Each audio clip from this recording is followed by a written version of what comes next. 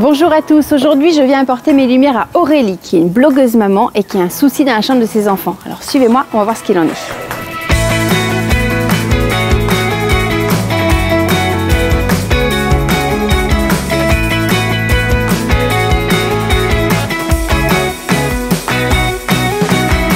Bonjour Sophie. Bonjour Aurélie. Donc voici la chambre des enfants. Très bien. Ils sont deux, donc on a essayé d'optimiser l'espace avec un coin jeu, un coin nuit, avec leurs deux lits. Le seul problème, c'est que malgré cette chambre, ils passent le plus clair de leur temps dans le salon avec nous. Alors ils ont quel âge les deux garçons Aurélie? Ils ont 3 et 5 ans. Et ils s'entendent bien, ils jouent ensemble? Ouais, ils s'entendent plutôt bien, on va dire. Et je pense qu'ils seraient pas contre avoir chacun leur petit univers. Surtout le plus grand qui aime bien faire des puzzles tranquilles. Bon écoute, c'est parfait Aurélie. Je pense que j'ai des idées qui se profilent. Donc je vais te demander de prendre tes fils sous le bras et d'aller au parc. Et quand tu reviendras, on en rediscute, ok? Ok. Bonne balade hein. Alors, vous l'aurez compris, Aurélie vient nous exposer son problème. Ses enfants ne jouent pas en fait dans cette pièce, sont toujours dans le salon.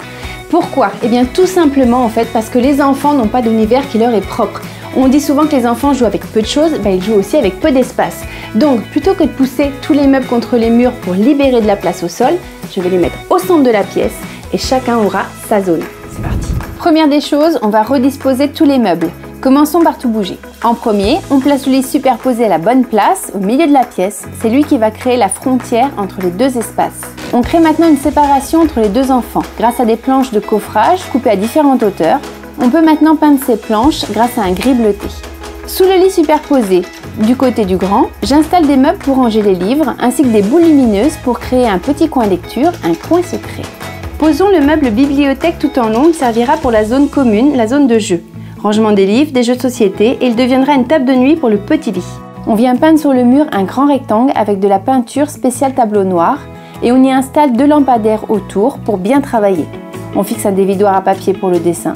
J'installe également des veilleuses. L'avantage de ces veilleuses, c'est qu'elles fonctionnent à la LED, donc elles ne chauffent pas et elles ont une durée de vie très élevée, donc aucun danger pour vos enfants. Enfin, on installe une applique. Voilà, la chambre est maintenant réaménagée et chacun a son univers qui lui est propre avec de la lumière adaptée à chaque usage et à chaque zone. Allez Aurélie. Waouh. Ah oui, ça me change complètement, ouais.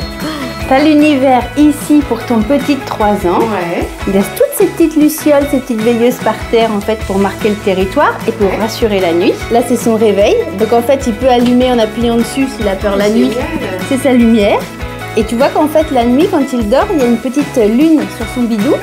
Oui. Et en fait tu peux le paramétrer pour que par exemple à 9 h la lune devient un soleil. Donc il sait que tant qu'il n'y a pas le soleil, il n'a pas le droit de se lever. Ah, c'est génial. Ah c'est extra, ouais. Là c'est l'univers de ton grand. Ouais. Il a sa cabane secrète. Ah c'est super. Regarde les petites lampes, alors ça elles sont toutes rigolotes. Tu vas pouvoir en fait varier la couleur. Et comme ça il peut vraiment se créer un petit univers à lui, un univers secret. Et je lui ai mis pareil des petites veilleuses mais plus de son âge tu vois. Ah Monstres et compagnie, ouais. Ici Aurélie, tu as la 3e zone qui est un peu la zone tampon entre leurs deux espaces à eux. C'est la zone de travail, de jeu, multifonction où tu as un tableau noir ici pour écrire avec une craie.